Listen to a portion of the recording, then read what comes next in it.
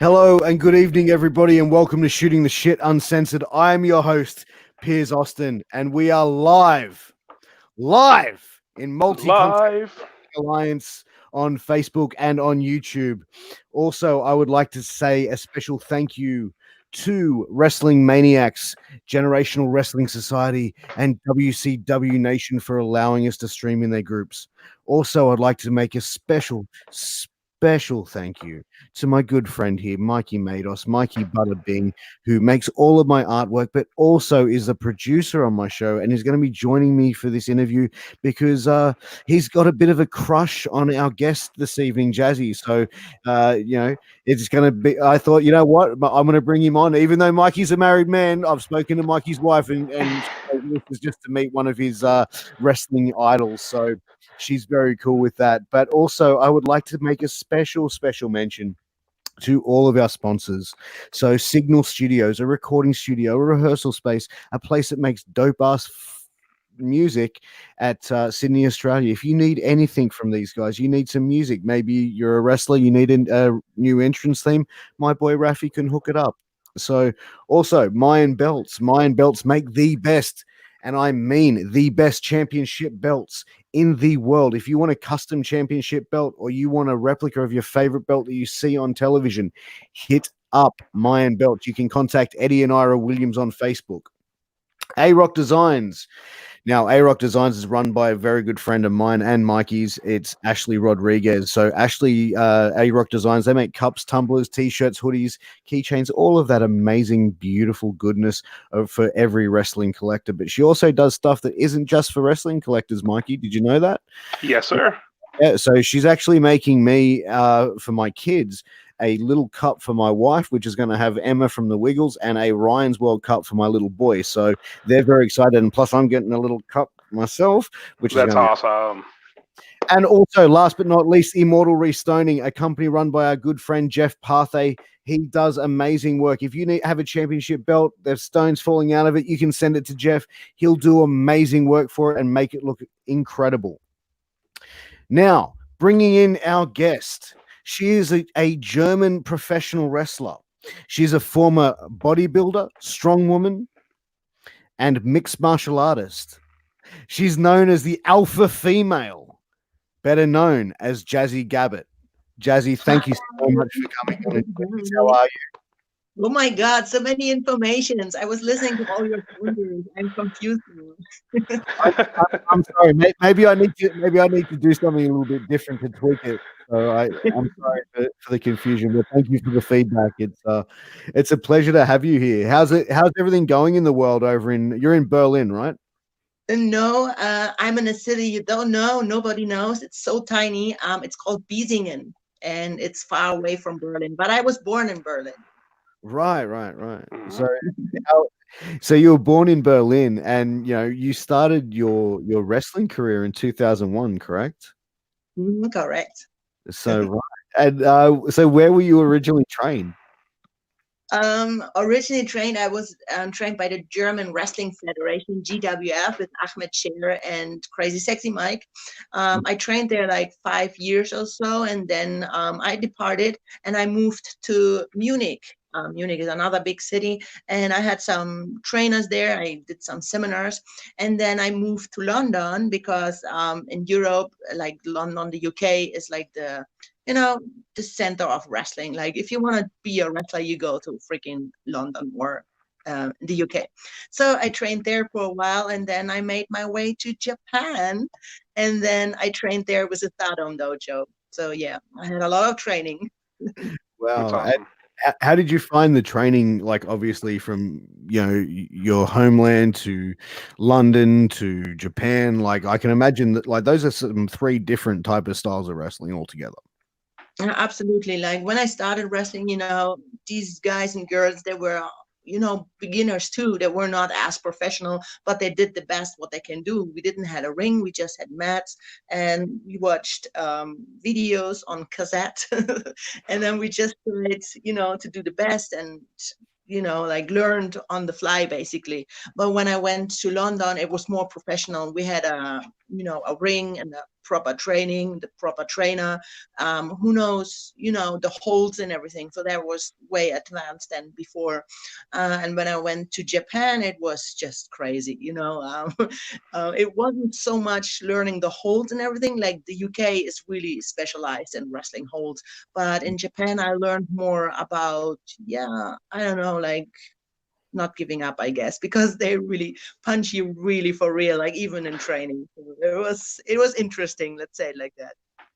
But that's kind of like the Japanese culture, though, isn't it? It's Mm. like, if you're going to do it, you're going to do something 100% the right way. You're not going to just go in and do something half-assed. And that's the Japanese culture. They're a very focused. Balls to the wall, like they're full con. Let's get in there. It's 100%. But Who that's did where they have to retire, so eat like early, like I saw girls, they had to retire with 18 and they started with I don't know, like 8. So there was not a long career, or like there's barely no wrestler over 30, who wrestles because they simply can't, their body is just, yeah. Wow. is that both male and female though, or is that just mainly females? I don't know about the males, but I can imagine that they have a quite hard training too. But I heard a lot that the boys were making jokes about us females, like how we really stiffing each other, how we punch each other in the face and everything. And I watched the other day a match with Michael Satomura against AJ Kong when Michael was still a baby, and it was intense, like the neck bombs and everything they do and the kicks. Like you have to watch it; it's insane. And I myself, I lost my teeth. My eardrum was broken many times, concussions. Wow. It was not so, yeah, not so good for the body. That's the thing. You can call professional wrestling, many, many things, but fake it is definitely not. Yeah. No, not at all. And that's what really annoys me. Like the other day, Ronda Rousey, right? She did that comment, and it really annoyed me. Like, especially she should know better. I mean, hey, I did MMA too, and there's two different worlds. But I personally think that wrestling is the hardest sport in the world because when we bleed or when we get knocked out, we're not finished, right? When we break our leg, the match is not over. We have to continue. Like for example, what the other day? Okay, it's a long time ago, but wasn't it Pac who broke his ankle or something, and then they continued the match and they rolled him in or something like this? They had to finish the match. Yeah, Yep. that was in WWE, I wasn't remember it? that. Yeah. Yep. Yep. Like we have to raffle many days in a week, not just like an MMA fighter. He has 4 matches in a year because that's the rule, right? You cannot have more than 4 matches. And in wrestling, it's so different. Our body is constantly hurting. When you do the training in MMA, okay, that's like really difficult too. You do the sparring, but you never give 100% in sparring. You do like 60 or 80%. And if you really feel so low, you can have a day off, right? But in wrestling, you can't. You just have to continue going. Of course you can, but then you don't have a job eventually because there's so many other people who knock on the door and want to have your job. So you have to Exactly. I mean, if you're going to wrestle All 4 times the world, 4 times in a year, your last name's Lesnar. So, right. but even in saying that, I think as well, because MMA is so governed as well, that for someone to go in and it's the same with boxing and Muay Thai as well. It's as soon as you go into a fight, if you have a TKO stoppage, even if it's just you slip and basically the person's standing over and you've lost your balance, you're still looking at being out for a period of like X amount of weeks or months until they go through that process. And look, professional wrestling, as I said, it's a predetermined outcome, but it's definitely not fake. But it's one of those things to be in the professional wrestling business. I take my hat off to anyone who can be in it as long term and to stay healthy as well and continue to do it.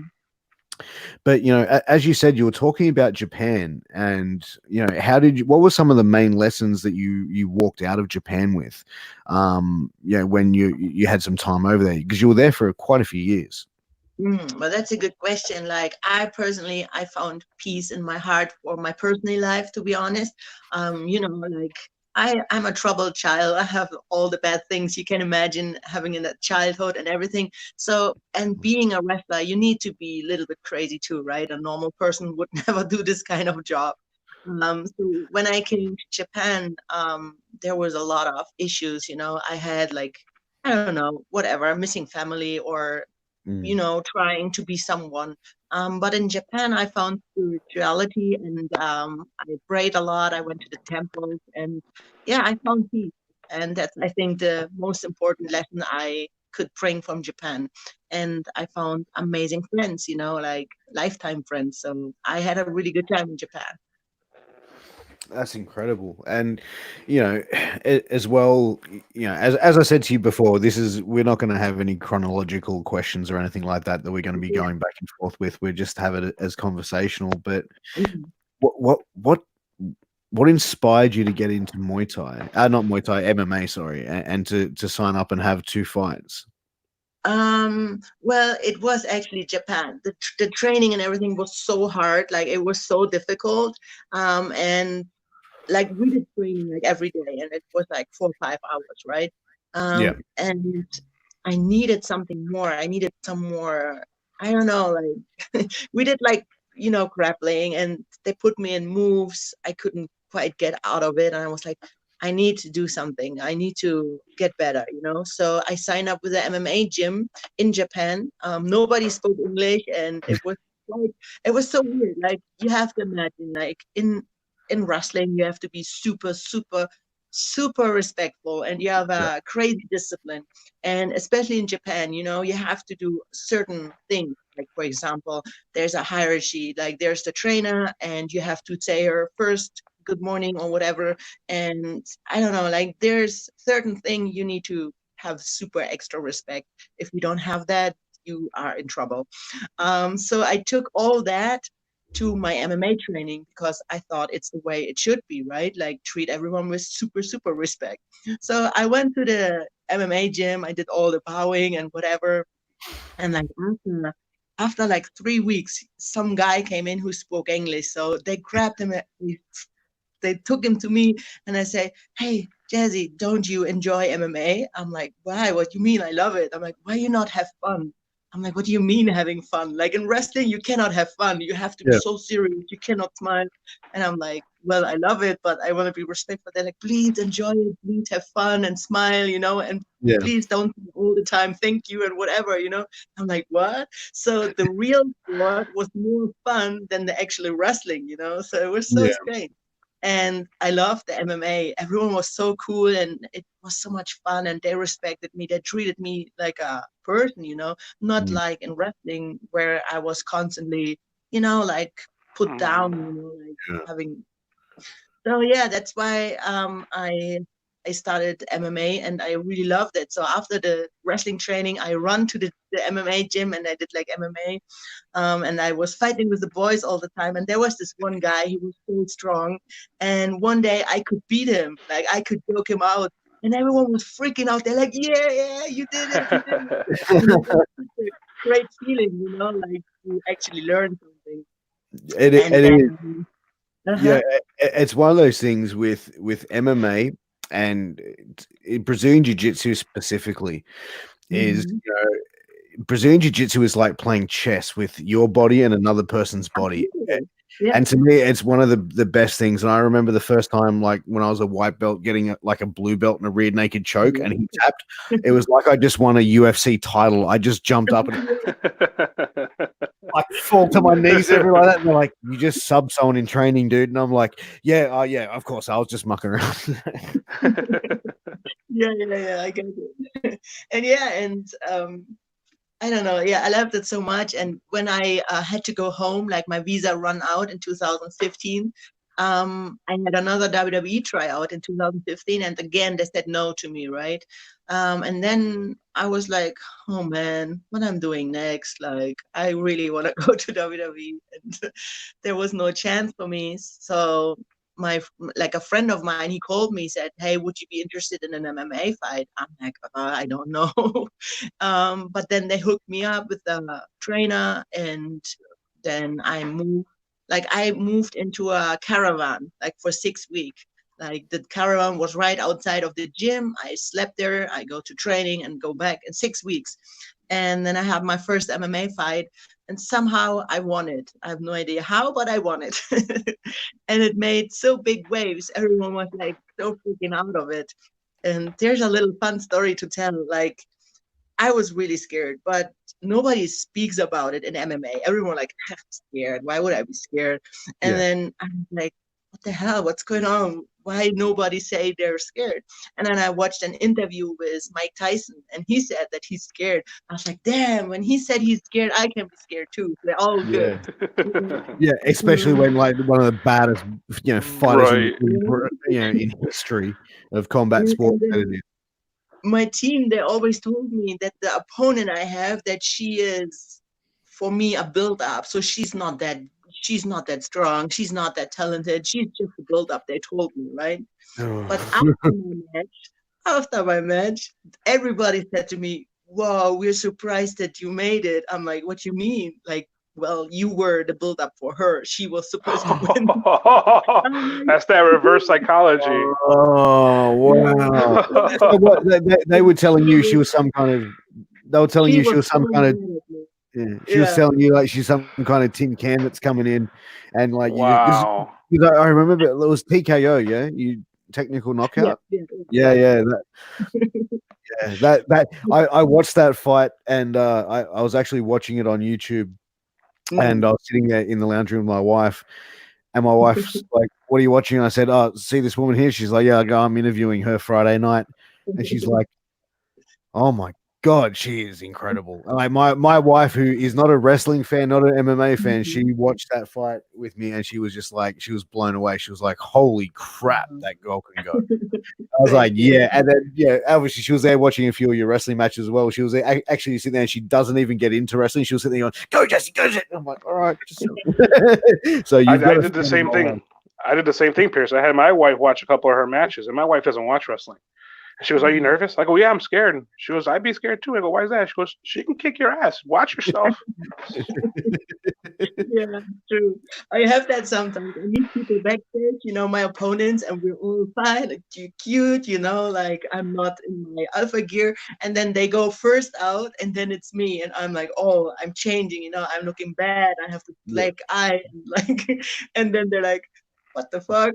That's not her. This is the person I don't want to fight this. It's funny because I speak to some wrestlers, and I was speaking to obviously a friend of mine, Angel, and he was in ECW as one of the baldies, and he told me, he's like, "Man, so many times I'll meet people like backstage, and they actually think like I'm this prick of a guy, like this badass." Yeah, but he's the most like well-spoken guy that you'll ever, you know what I mean? Like he's so well-spoken and such a gentleman, but far from the character that he plays. But he goes, "Yeah, like people just think, man, that this is the gimmick." But I first saw you in TNA when you were partnered up with Chris Sabin.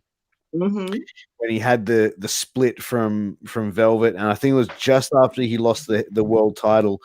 You were put with him as his heater, and I remember seeing you, and I was like, that was the first time I was like, holy. Where has this one come from? And you had that presence about you that really demanded that attention. But how did you find land in that situation that you to be working, or that little partnership with TNA and the partnership with Chris Sabin? How did that come about? How did it came about? It's so long time ago.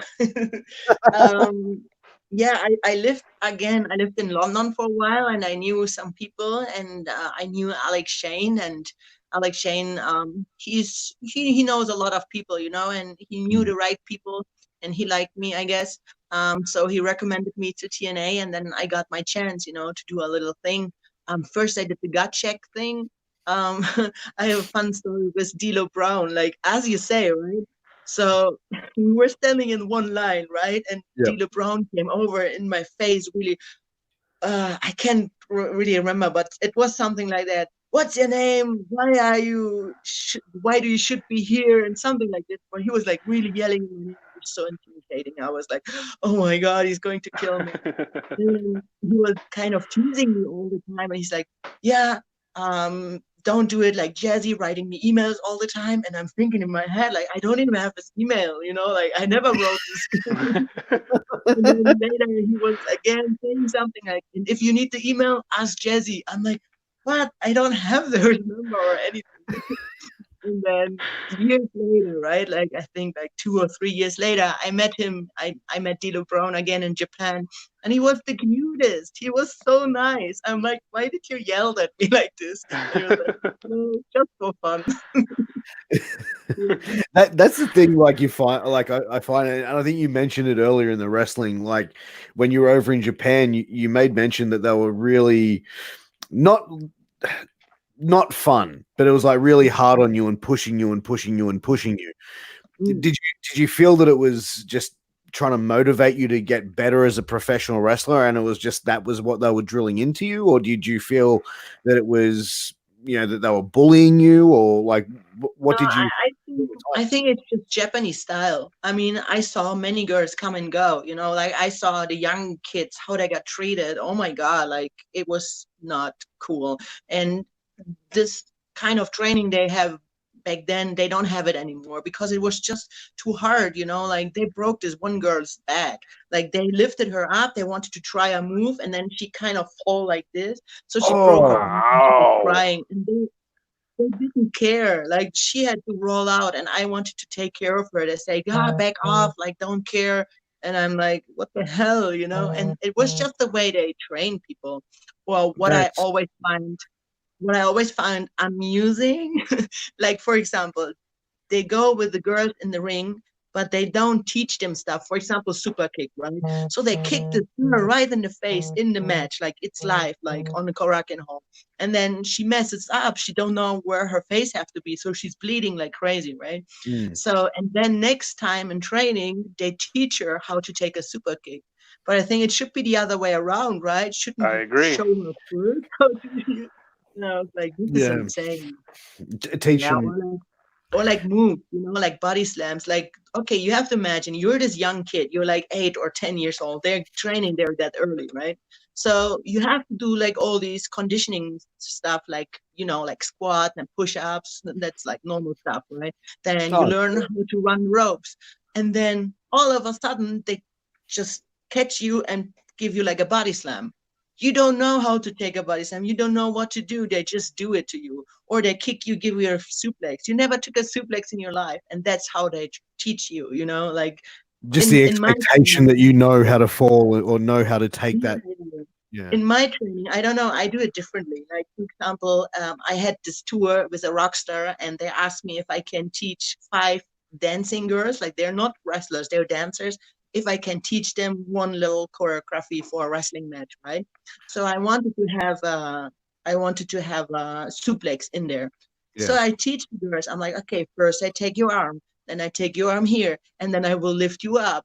And then I stop and I say, okay, one more time. I will take your, I will lift you up. And we did that like step by step. But Yeah. in Japanese way, you would just boom, scare the hell out of them. Yeah, but you'd end up no, you end up injured that way. Right. But my good friend Christy Black Adams has a question for you, Jazzy. She says, Jazzy, what surprised you the most when you got into wrestling? That's a fun one too. Okay. We like fun ones here. Oh yeah. I was not so smart in my teenage years, and I didn't understand what wrestling really is. Like, I thought everything is real, like everything. I didn't know about storyline or anything. So I signed up with this wrestling company, right? And I go to training. And first, which I think is really amazing, they kayfabe you. That means they don't tell you the secret. Like, you go to the training, you have to train like the push-ups and blah blah. And then if you continue after maybe 3 months, they will tell you, hey, this is what's going on. You're now the next step. you can stay here. But some people don't even make it to 3 weeks or 3 months, you know. Yeah. So okay, I've been there, and they they punched me for real all the time. They kicked me really hard. I was crying every freaking training, right? And then after 3 months, they said, "Okay, Jazzy, it looks like you're gonna stay. Like you're a badass. You're not giving up." I'm like, "Yeah." And then they sat me down and they told me everything is storyline. I'm like, "What? Like Shawn Michaels is not in hospital?" I was like, "No, Jazzy." So what? He didn't fall there and whatever? No, Jazzy, that's like storyline. And I didn't understand a word. I'm like, "You're lying to me. He's in hospital." And they're not friends anymore. Like, Jazzy, yes, it's a storyline. Yeah. That Oh, surprised me most in wrestling It's like training. mind blown. that's Absolutely. that is absolutely incredible. But how old were you when you started wrestling training though, Jazzy? I want to say 13, but I was 18 already. You were 18. 18, and you didn't know that wrestling was a work. But come on, back in the days, we didn't have the internet, or we didn't have like, like fellow wrestling fans. Like I was the only wrestling fans in my school, so it I wasn't like today. Yeah, look, I was the same. Yep. I think you and I are actually in the same year, 82, yeah? Yeah, Yeah, yeah. yeah, 82. I like for me, I didn't even have wrestling like for a while there in Australia growing up, and it probably came back in just around 97, around that Attitude Era. And I remember just going to video stores and, getting all the ECW tapes and stuff like that, all I can Yeah, find. and But you should have told us it's not real, right? Like when you watch it, like it's like movies. Like I believe movies are but real. I will tell you this: like, you remember that bit where like Stone Cold had like kidnapped Vince McMahon and had the gun to his head, and the thing came out bang, Yes. and Vince pissed himself. Yes. I have that one. I'm going to admit, I was probably about 16 or 17, and I watched that, and I was like, no, that's real shit. Like that's Yeah. But that. I was a WCW girl, so Yes. Ah, who was I who was your did. favorite from WCW? I loved Sting. I'm sorry, I loved Sting. He was so cool. I loved when he was blonde, and I was feeling with him when he was like the crow thing, and Yeah, it just connected with me because I was, like a teenager who didn't have a lot of friends, and I felt all the time betrayed. So I yeah. could totally connect with him. I think as well that dark Sting, like the crow Sting, Mhm. they call it. I think when he came out, I think there was a lot of youth around that time that could relate. I think it was like Mhm. the gothic lifestyle, the Marilyn Manson, the Corn, everything like that was really sort of coming in, and also the movie The Crow Absolutely. being Yeah. massive. But Sting kind of reminds me of like Chris Jericho and Dave Grohl from the Foo Fighters. He's been like these guys have been cool for 30 fucking years. You know what I Yep. mean? Like, Yeah, bud. they're the coolest guys in the world. But who have been some of your inspirations outside of wrestling and outside of sport? But that's the thing. I didn't really had anyone, like I was so just wrestling, and my world around me was just so, yeah, screwed up. Like my parents divorced, and I was raised in a foster home, and then I came into this family. So I really hated everything, and yeah, I didn't feel like I was loved. I didn't feel like I can connect. Like I was always the last girl in sports team got, picked. So I was like really absolute loser and outsider, and like it was just not the I wouldn't. world I can live with. I wouldn't say loser, but it's definitely more than having teenage angst that what you've gone through, and but that has only made you the stronger person that you are today. Sure. Like Yeah. to be But the that, alpha female that's before us right now. It's you This know, is how the alpha female came together. Like people always ask me who was your inspiration, but like I started wrestling, and then I got like this weird gimmick from my trainer. He said you have to do this, so I had to. But then when I broke up with this with this team, I was on tour with Bret the Hitman Hart, and then there was others like RVD and Sabu and Sandman. There was a really cool tour, and then I talked to Bret Hart, and I asked him, okay, I'm in the middle of finding my new gimmick, like, can you give me some advice? And he said to me, there's two ways to do a character for wrestling. One way is take your own personality and double it, like, or 10 times it. And I thought that wouldn't have worked. And then the other way, I think Jazzy's just frozen. you There what? you go. You were just frozen on us for a second there. You still there? What did you hear? Jazzy, you still there? Start again. There you go. There you go. I'm There you still go. there. There you go. So, what did you hear? Where do I start again? You stopped at doubling or 10 timesing your personality. Yeah. So, and I was thinking this wouldn't work for me because I would that character be, right? So the other way, you can come wrestler you want to see in the ring. So I always wanted to see in the day and age when there was only bra and panty matches in the ring. So I be solely a woman I can look up to, a woman who's badass, a woman who's not afraid of anything. So that's how I came up with the alpha female character. It was very. Quite It was very original as well. You know, Mhm. what? it was very original. It was, it's something different, and it's something that you bring to the table where it's like you stand out on the wrestling on It wrestling was, it shows. was something needed. Like you Yeah, said, the whole bras absolutely. and panties and chicks getting hired that look like just models. It was needed. It was definitely needed, and I think it was absolutely perfect when you did it. Yeah, Yeah, and no, look these days, there's just strong girls out now, right now.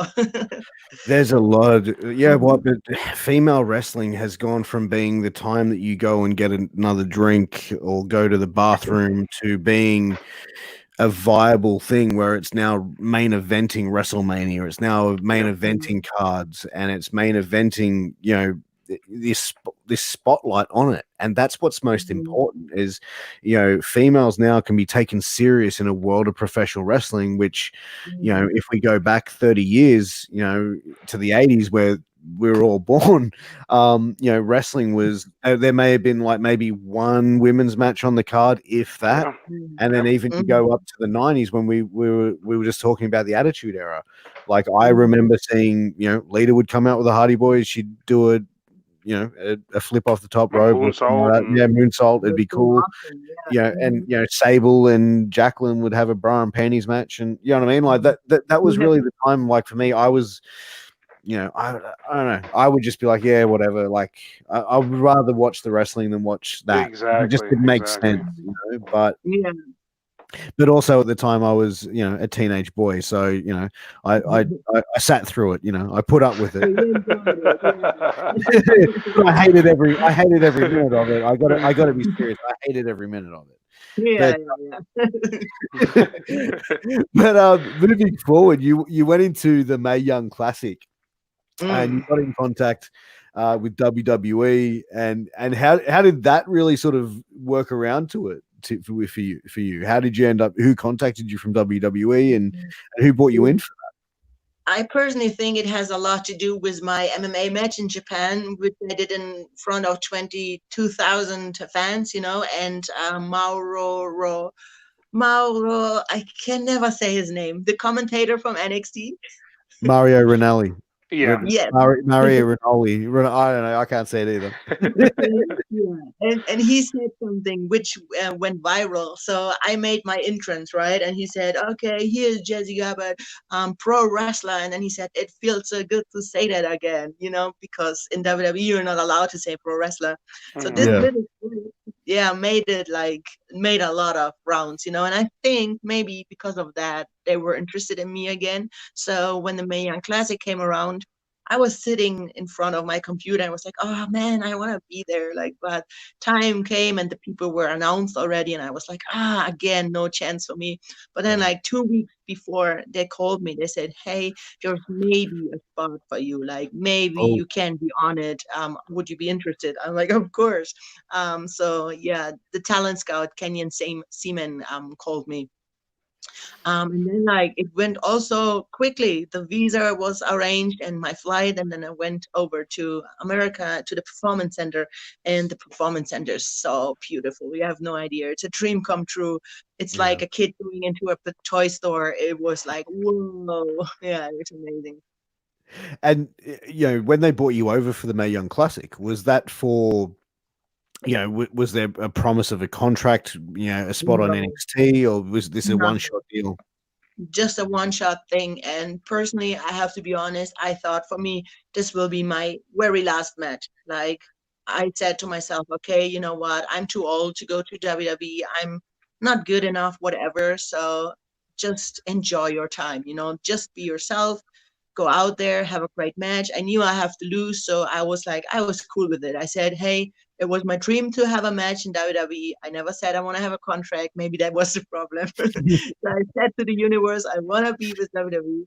And that was my chance, and it turned out so magically. Like, wow, the fans were so into this match. Like, from the very first Mm. second when we like scream each other, wow, they were so into it. It was such an amazing feeling to be in the ring with Kimberly.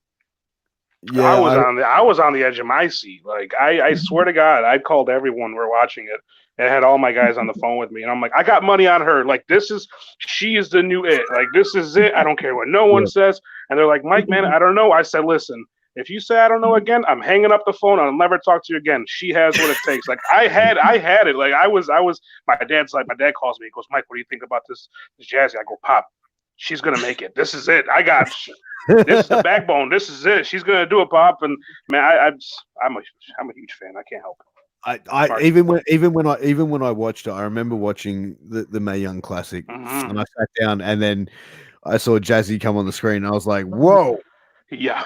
who is this?" And then it was like and I was like, straight then and there, I was the same, Mikey. I was like, she's gonna win, Yeah. and she's gonna kill Yeah. every person in her way. Like, just get out of the way. She's gonna steamroll through these fuckers, and like that's really what I saw, and and even the match that you had with Abby, it was such an incredible match. Like, it was really well put together, and you guys really put everything on the line in that match.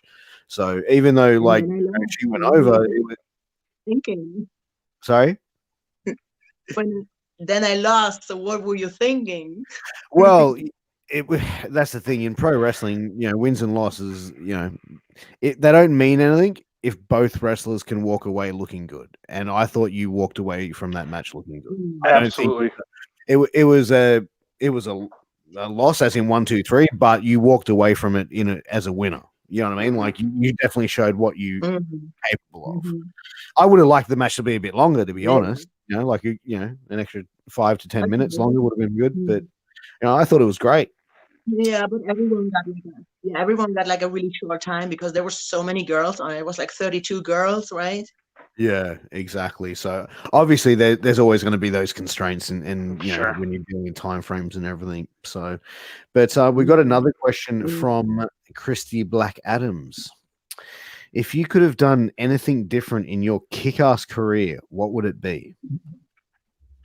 There's maybe two things. Like, I would have been more confident. Like, should have been more forward, like not too scared, like, it's like when I was in TNA, for example, I was too scared to talk to people. I was not confident, and also I would have made more friends, even if it means to be fake, you know what I mean? Because I feel it. Like, I'm a real person. Like, I will not be friends with you just because you can get me somewhere. If I like you, I like you, but being real in this business, it's not good for your career, I think, personally, But yeah, I want to tell you something more about the Mae Young Classics, though. Yeah, please do. The next day, right? It was like a 2-day taping. So the next day, I thought, okay, I have an easy day. I will just watch the matches, So I was dressed up, really sexy, walking around, supporting my girls. I'm like, hey, you got this. And then I was sitting there, enjoy like a Coke, Coca-Cola. Oh my God. Yeah, we got to make sure we're clear on that one. She was not doing lines backstage in WWE. She was not doing rap. That's the next story. And then Line for Vince McMahon. Yeah. And then sorry, Tessa what? Blanchard came to me. She said, "Hey Jazzy, like you don't know you have a match today." I'm like, "What? No, I don't know." And like, yeah, we have a match. I'm like, "Oh, okay, I'm coming." So Good then thing you're only Jazzy drinking Coca-Cola. Right. So we get ready, we plan the match and everything. It was so cool. Shawn Michaels was our agent. Like he never did that before. He said, and it was the first time. Yeah, it was so cool, you know. So he was responsible for our match, and then like it was a surprise match for for the fans. They don't know that we're coming out, Yeah. and I was on the heel team. So it was Tessa Blanchett and Kaylee Ray, right? So we're the heels usually. Like that's how it's supposed to be. And on the other side, we have like Santana Garrett, who everybody loved, right? So Yeah. okay, everyone comes out and I'm the fifth. So the fans are normal, you know, not too crazy, like normal things. And then my music starts and my name came and people go crazy. And I'm backstage, right? I look at Triple H, I look at him, and we're like, whoa, Over like you know, Rover. I'm here. Yeah, I cannot even hear my lyric and the music change. I lift my flag and She's then I just go to my music, and I wanted to be like really serious my name, so I had to smile a little bit, but I wanted I to think be serious. but you know what? That's the thing. Like I've always felt like for pro wrestlers, like for me, if I was a pro wrestler and I've like had this big match or won or something like that, or I've got this big reaction, I'm supposed to be like this bad guy. I'd be like, Yeah. you know what I mean? Like I Holding probably it back. Yeah, I probably couldn't hold back this goofy grin or like, you know what I mean? It'd be some weird. it's I'd something probably like do that. some weird facial reaction or something like that. You know, maybe they could be my gimmick. There's something wrong with that guy. But Well, even for us, Pierce, when we do our promos, like when I'm shooting a promo for the VOH, I'm trying not to laugh. You know, you're trying to be this big tough guy. And you're like, you know. Yeah. And then yeah, I'm walking to the ring, you know, and everybody's chanting my name so loud, and I'm looking around like I see the Rock's daughter, you know, Simone, and I see the mother of the Rock, and I'm like, and Ronda Rousey was there, and I'm looking at all of them, and they're like, yay, and wow, this is so real. And then I was allowed to do the finish, right? So yeah, they do 1, 2, 3, Jazzy, please sign, Jazzy, please sign. And I was like, this is insane. So I'm here with Tessa Blanchett, and you know, like she's amazing. Like she's she's the new, incredible. yeah. And then I have Kaylee Ray, who's the NXT champion. Yeah, they're both champions right now.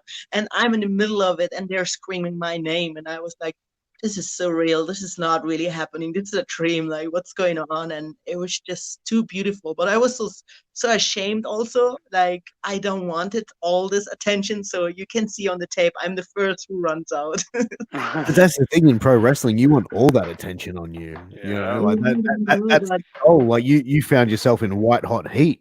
Not heat, but white hot you know, over, you know, like to get that reaction from a crowd, to get a crowd to you know, please chant, please sign Jazzy chant. That's Yeah. amazing. That's And huge. that is massive. And the fact that there was probably the second time that audience had seen you. Or no, Mhm. I know how many people were there from the first day, but you know, to get that reaction from that audience, you know, from Yeah. wrestling fans that only know WWE, that's incredible. Absolutely. But you mentioned Tessa Blanchard, and you know, I don't, you can sort of steer away from this if you want, but you know, Tessa's, you know, had an amazing run, and she's become the women's champion, the men or the world champion at Impact. But you know, it's not without a little bit of controversy where she's actually been accused of bullying other females, bullying other workers. Is that something that you have seen much of? And look, you don't have to comment about Tessa, but is that something that you've seen from in other women in wrestling over your years, that you have seen that bullying? Is that something that you Yeah. still see as there? Absolutely. And as again, I don't want to mention any name, but some of the accusers who said to Tessa that she's a bully, believe me, there are bullies too. And Mm. they have no right to speak up. Like some of the girls I was reading that they speak up, I was like, you have no freaking right to speak up. Like, yeah, it's insane. Like, yeah, I can tell a lot of stories, and one day when my career ends, I will do tell some stories, because it's Yeah, not cool what's going on. And I think personally we should all support each other, but I don't know, like, girls can be really mean, and girls are, I don't know, like they have a pact together, like they always hang out together, and then they don't accept other people. I just can like, tell you like a little story. Like, I won't say any names, no, no, but you don't have to say any names at all. No, no, yeah, in NXT UK, sometimes we have extras, or it's also in NXT, like sometimes you have extras at the shows. They're not under contract, but they have to do the job. Like, for example, they have to wrestle with Nia Jax just to get destroyed, right? yeah, But that doesn't mean they're less worth or anything. Like, they're freaking humans. They have dreams and they're working hard just as all we do, right? And one absolutely. day at the NXT UK taping, two of the extras, they sat down in front of the TV, like to watch the matches. And then an NXT UK girl comes and said to them, "Hey, why you sit there? Get up! Like, you should stand over there. Like, don't be so disrespectful, right?" I'm like, "Why are you talking to her like that? Like, that's not your right. Like, can you please, That's be a ins- normal person?" yeah, And then after, like, few months after, like, the girl who got abused got hired, right? And now everyone is so friendly to her, and she's like, "These people are so fake here. Like, before, Mm. when I was an extra all the time, they treat me like I'm trash, and now, like, I'm one of them. Like, what the hell?" I don't get it. Like, you are up, right? But on the way up, you should be nice too. Like, because one day you will fall down again and you will be at the bottom. So just be You would nice. you would think that they would treet somebody with respect, because everybody started at that low level, and it Yeah, takes time to absolutely. get up, and you should never yeah, treat somebody that way. Treat someone the way you would want to be treated, and no one should ever Mm. feel that way. And I believe me, I had to listen to a lot of, German jokes, like Nazi jokes, and I don't know, it's not cool. Like, why would you do that? It's the same with yeah. Mexican. Like, you don't do Mexican jokes around them. Like, why would you do that? That's And I horrible. think, yeah, I think this is. But I think as well, like you don't just make jokes like that about people's race Mm-mm. or anything like that. Mhm. Like, Absolutely. look, even like I've got friends of many different races, and I don't Mhm. sit there and say jokes about their races to them because it's not, And you should it's also be not, that's careful, not funny. because you represent the company too. Like, if they, whatever company you are, like if you work at Walmart, let someone find out, like, their employees making these kind of racist joke. Like, that would be not a good picture for the company itself. Sure. Like, so you should Agreed. be careful no matter Especially, what. especially in this day and age where social media is like everything. Everyone has one of these, Jazzy. Hmm. Everyone's got one of Mhm. these, and it's in their pocket, and it's loaded, and they're always ready to pull it out, no matter at any situation. So, Mhm. Exactly. and it goes back to what you said, Jazzy. People just need to be nice. Like Absolutely, yeah. But just I be like figured Jazzy out people. but I figured out in wrestling, but I think general, like in whatever, when you want to make it, you have to be a little bit mean, I guess. Like, nice people never get far. Yeah, I look.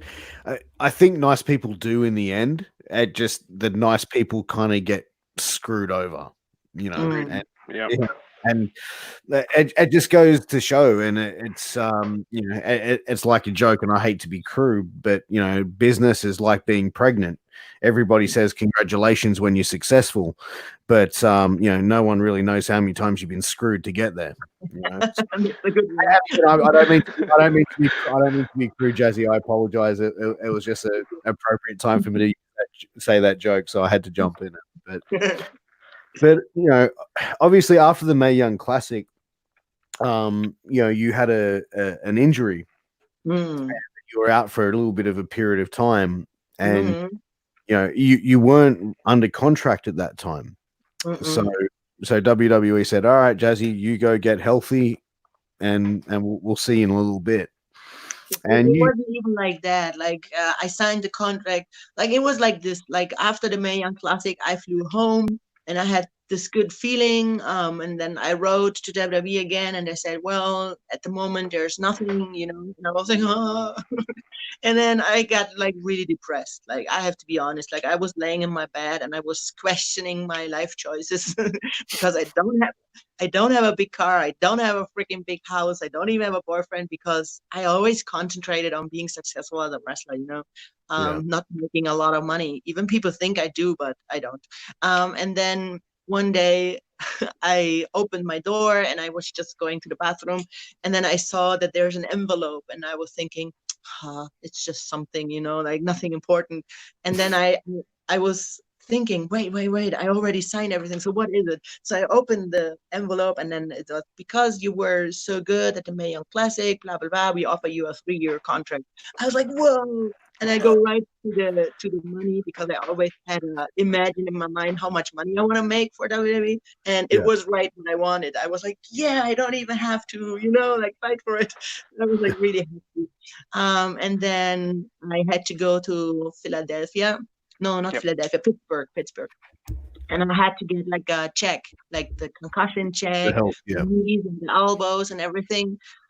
And then unfortunately they found out that my neck is absolutely screwed up. I had like 3 herniated discs, and they said, we're sorry, but we take the contract back. So there was nothing. They said, Rescinded it. sorry, there's no future for you. I'm like, no. And then I That would have went been back. heartbreaking. Oh, it was insane. Because you're not just not got your dream come true, but you're also not healthy anymore. So like, what? It's almost like a double stinger, like.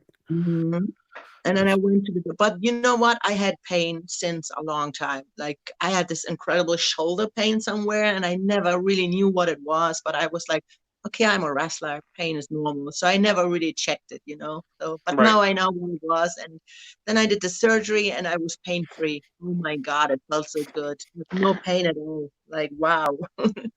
How many months were you out of wrestling after surgery?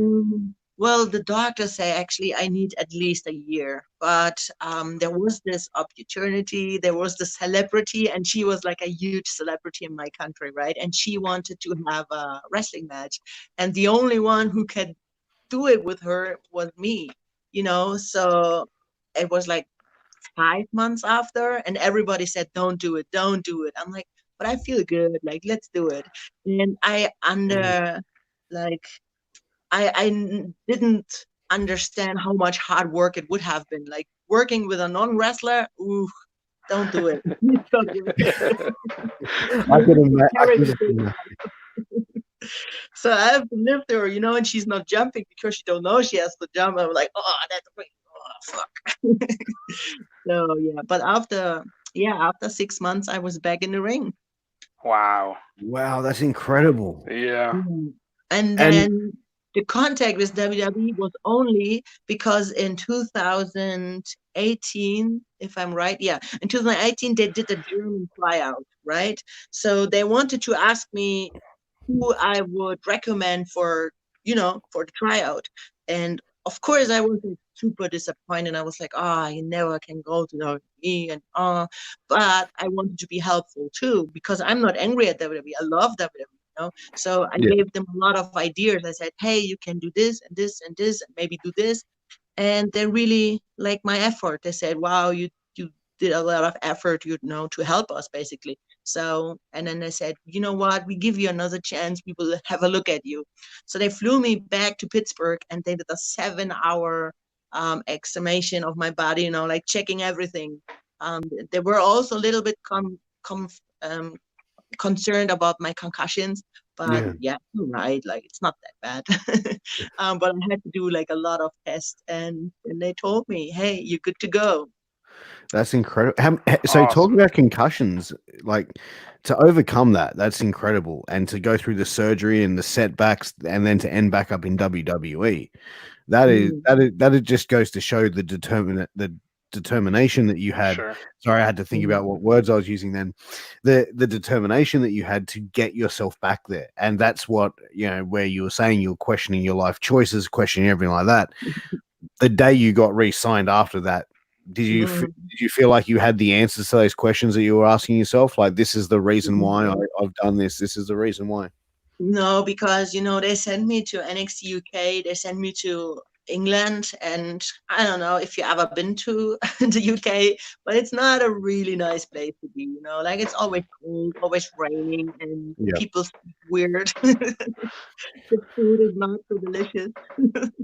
I don't know. I didn't like it there, like not at all. And then again, we can go back to bullying. People weren't really nice there, making stupid jokes. So I was like, it's not worth it. Like the money was not good at all.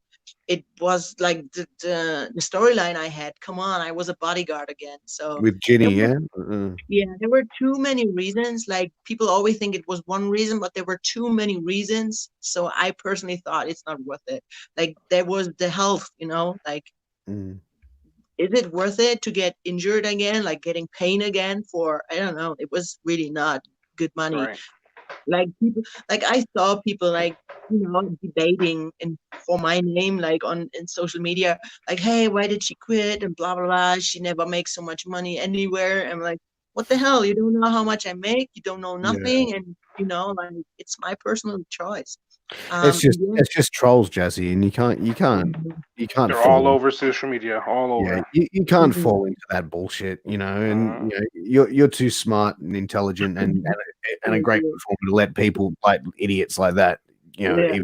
even let them come into your mind. Just be like Mm. Yeah, off true. your shoulder, But Yeah. But and then yeah, I thought, like I had other options because of my injury. I was more active with German TV and I applied for a lot of TV shows and they really loved me. And you know what? And that was the first time they actually valued me. Like in wrestling, you always go somewhere and they treat you like disrespectful and they have always mm, something stupid to say, or even as you say, the trolls, they always have something to say and you doped yourself, But then I went to German TV and I got some really amazing offers, and everyone treated me, like someone special, like someone amazing. And I love this kind of feeling. And when I went to NXT UK, again, I got like really treated badly. And I was like, this is not right. It does not feel right. So I better stop this. And that's why I quit NXT UK. And I mean, I asked, hey, can I go to Florida? Can I have a pay raise or something? Like, can you give me something? But they mm, didn't. So I was like, wow. okay, if you don't appreciate me, then I'm sorry, you cannot have me because I'm not going through this for nothing. yeah, and it definitely it sounds like it was almost such a letdown, NXT UK, because Mm, it was such a great concept, and it still is a great concept having it over there. But it sounds like from what you've explained, it is because it's not. They don't maybe not have as many eyes from the United States from WWE over there, so it mm, kind of sounds like a lot of the inmates are running the asylum, or was at that stage that you were there. I mean, mm, to ask for your release from WWE, and reading about it, I was like, Yeah. okay, that's Yeah. because you don't really at the time you never really saw many people going. You saw WWE always obviously say, we wish to best thing, but never do you see someone, these days in this day and age asking for their release. So that was big news in the wrestling world. And to me, I was just like, whoa. But, mm, moving on from that, you started Sirius. yes. So let's talk about Sirius. So Sirius Wrestling. So, Yeah. how did that Serious sports entertainment, please. Serious Sports Entertainment? I apologize. Ooh. You know what? You're scarier than Vince McMahon when you say sports entertainment. Maybe it's the accent. Just okay, sorry, but so how did Sirius come to be? Okay, so it was always my dream to have one day my own stuff, right? My own company. And I always had a ideal how it should be. Like sometimes I go to shows, to wrestling shows, and I see so many things that are not perfect. I'm like, why did they do this? Or why do they do, why they save money on here? Why they don't and I was like, ugh, it's like having child. Like sometimes I'm watching a parent and I'm thinking, why they're yelling at their kids, why you don't do it better? But I don't have a child, so I can't say anything, right? So it's the same with wrestling. Like I always like complain about promoters, but now I'm a promoter and I wanted to do things differently, like I saved money and I want to spend the money, you know? Like I'm not going there and say, okay, I only have like a little bit money and I try to make a show. It's Yeah. not personally how I think it should work. Like wrestling should be a business, and I always saw it as business. Of course, I have passion for it. I love it, but in the first place, it should always be business. So I booked like only what I personally think are the best wrestlers in Europe, you know, and I wanted to make it amazing. And also, I needed to make it differently. So, all the wrestling shows we have here, the ring is in the middle and fans sitting around. That's like the normal concept, right? But my concept was that I'm going to like a theater and I put my ring on the stage. So people watching it basically like in a theater or in a cinema. A lot of people were like, oh, why you do this? And oh, you will not be successful. But who knows? Like, unfortunately, coronavirus got in my way. But Yeah. I already sold for my first show 500 tickets. Like, that's Wow, more, that's awesome. yeah, that's Ha- more ha- than some of the people have, you know. So it would have been successful. oh, absolutely. And how many seat arena were you looking to fill? It was a 880. Yeah, Whoa. I That's know, right? that's a pretty good numbers. Yeah, That's absolutely. amazing numbers. And I think I should have, I think I could have sold it out. But of course, it's also because I'm a little bit famous in my country for some different TV projects I did. Yeah. And I did it like here in my hometown, and people asking me all the time, when are you doing shows? And yeah, the people wanted to basically see me in the ring. But you know, it would have been a chance for all of us. It's still going on. Like I still Yeah. plan to do it, of course. Um, I will show you something. Like I have this big throne. Do you see this one? This one. Yeah, Oh, that's that's nice. nice. That's gorgeous. That's I have beautiful. two of them, and they were so freaking expensive. But it's going to be my set forever. You know, like I want my show to be like a king and queen. You know, like all Yeah. gold, and all red and gold. You know, and Royal. yeah, like royal. Yeah, that's what I want to do. And yeah, it's called Sirius. It has a little hint. Like, you know, Sirius is the brightest star in the universe. Yeah. And WWE Universe, you know, the fans. So I'm the brightest star. Gotcha. Yeah, she's playing Ah, it good. She's just slicking Yeah. it in there. Okay. So I need to yeah, be yeah, yeah. successful, man. It's you know, a little hidden agenda, a little message there hidden. So Yeah. It's that Easter egg.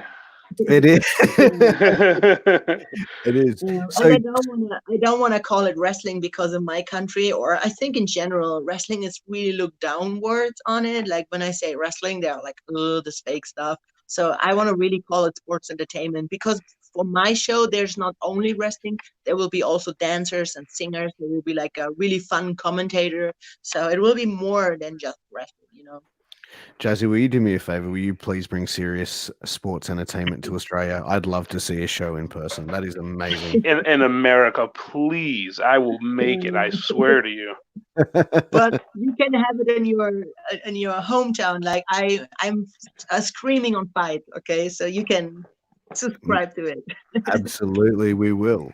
But Jazzy, so as you can see, both Michael and I are covered in tattoos as well, much like yourself. Let's talk a bit about your artwork that you have. What was your first tattoo that you got? It's already covered up. You can't see it anymore. It was underneath the star.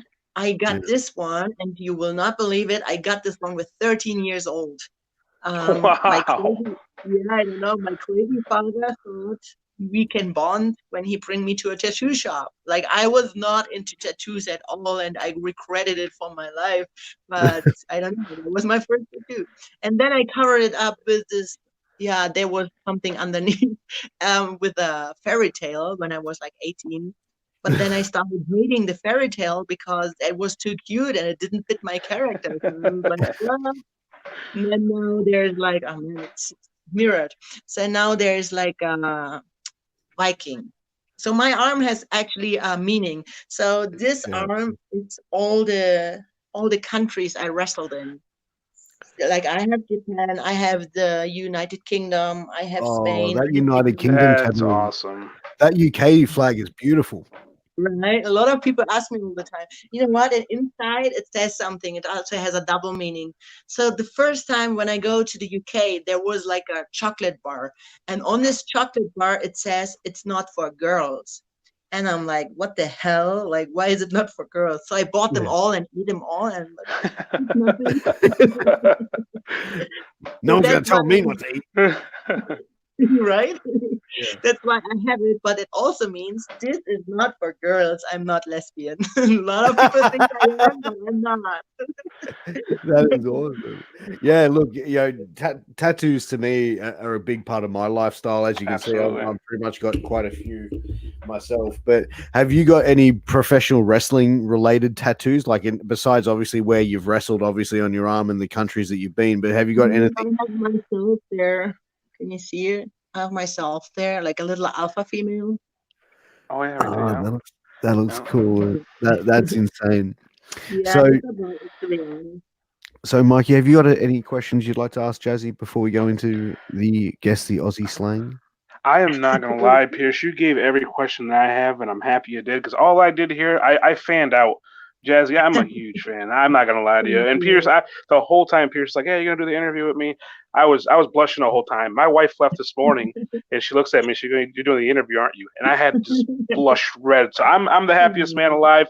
I'm here to be cute. I'm here to be a fanboy. So Pierce, you're more than welcome to move on. Absolutely, love.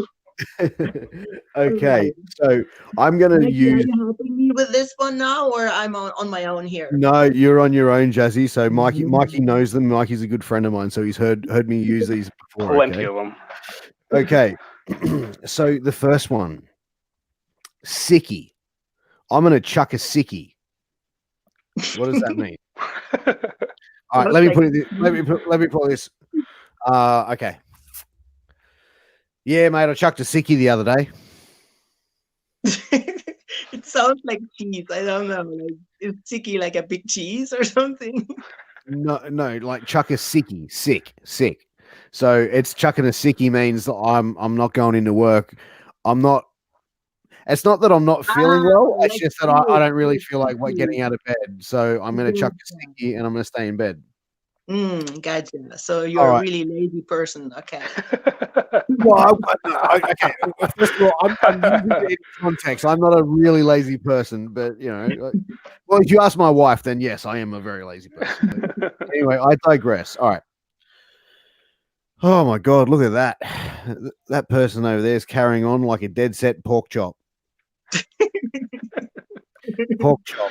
Carrying on like a pork chop.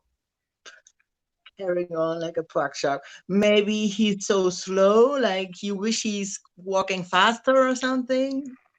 No, so carrying on like a pork chop is just like, fucking hell, like this bloke's he's carrying on like a pork chop, like someone who's crazy, like just going on like just over something silly. Like it could be like, someone who's in line to get a coffee and is yelling at the barista because the barista burnt the beans or something. You know what I mean? Like someone who's just going over the and pretty much an annoying prick, all in all. Hey, don't call me that. Okay, I'm sorry. She'll be right. That's it. She'll be right, mate. She will be all right. She'll be right.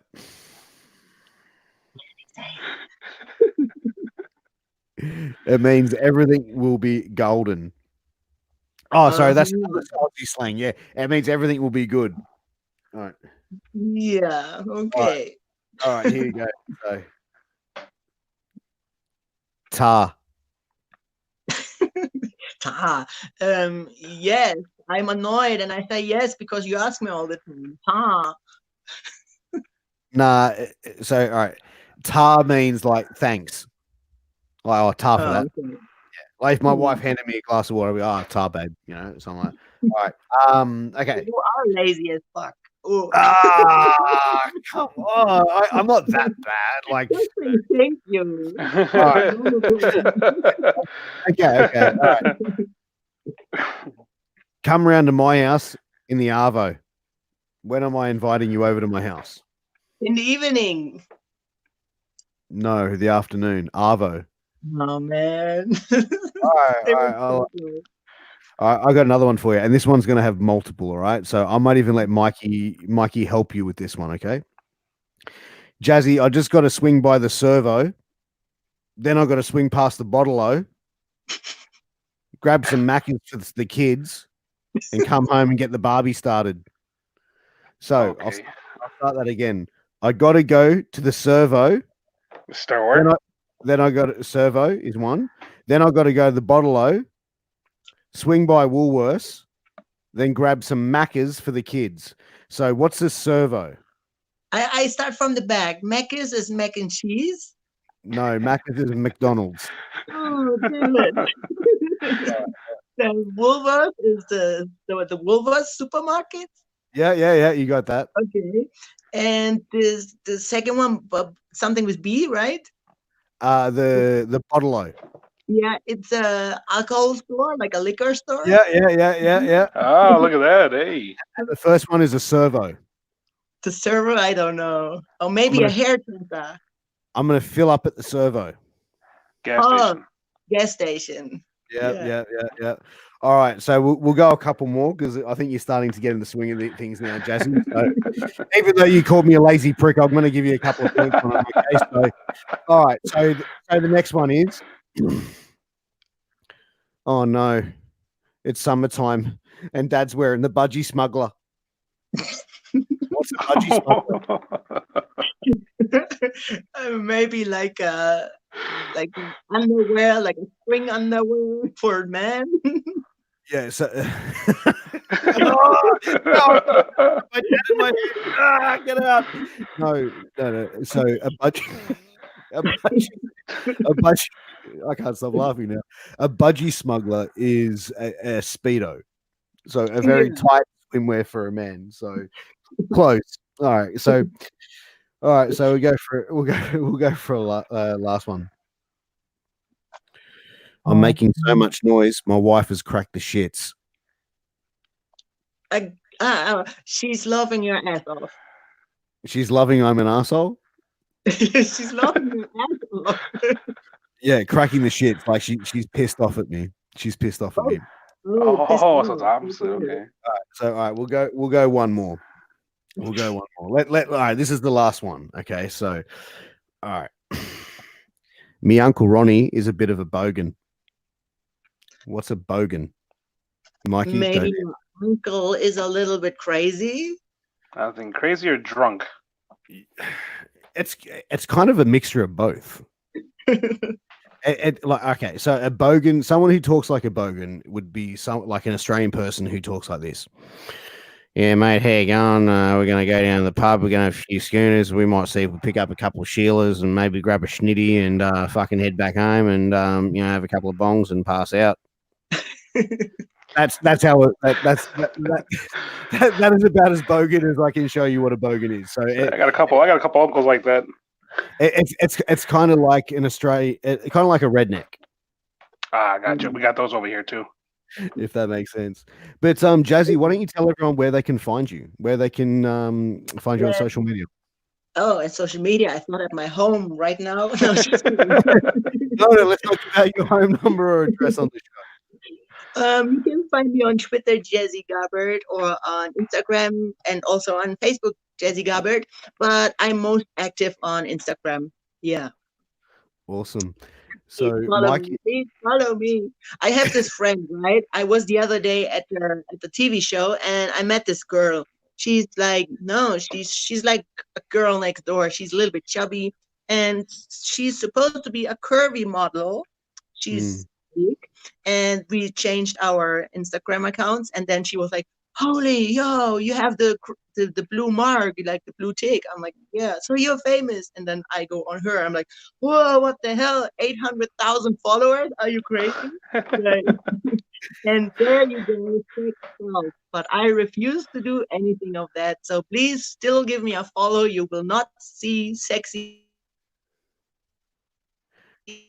pictures with clothes on. Yeah, and you know what? I'm just going to put that out there to everyone else as well. You are not going to see half-naked, sexy photos of me on any of my Instagram either. Okay? No. I got probably one or two, maybe. No. I got a couple of them.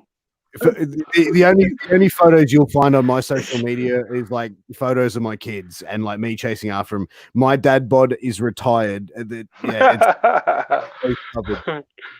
So, look, we're just going to start winding up, and we just wanted to make a special thank you once again to Wrestling Maniacs, Generational Wrestling Society, WCW Nation, for allowing me to stream my interviews in their pages. We have also been live in Multi-Continental Wrestling Alliance on Facebook and on YouTube.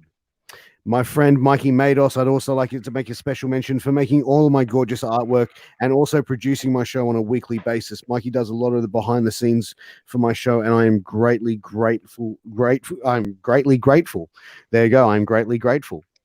Also, I'd like to make a special mention to our sponsors. I mentioned them earlier. I'd like to thank Signal Studios, Mayan Belts, A-Rock Designs, and Immortal Restoning. You can contact them all live on Facebook. But guys, thank you very much for joining in and watching this interview. Jazzy, thank you so much for your time. It has been an absolute pleasure to sit down with you and have this conversation. Thank you so much. And you have a welcome invitation to come back anytime that you like. Dankeschön und bis bald. Mikey, thank you very much for coming on with us tonight as well. Absolutely. And guys, you've been watching Shooting the Shit Uncensored. Please make sure to click our subscribe button to YouTube. Make sure you follow us. Make sure you follow the alpha female, Jazzy Gabert. And guys, we'll catch you again very, very soon. Take care of yourself and say hi to your mum for me. Bye.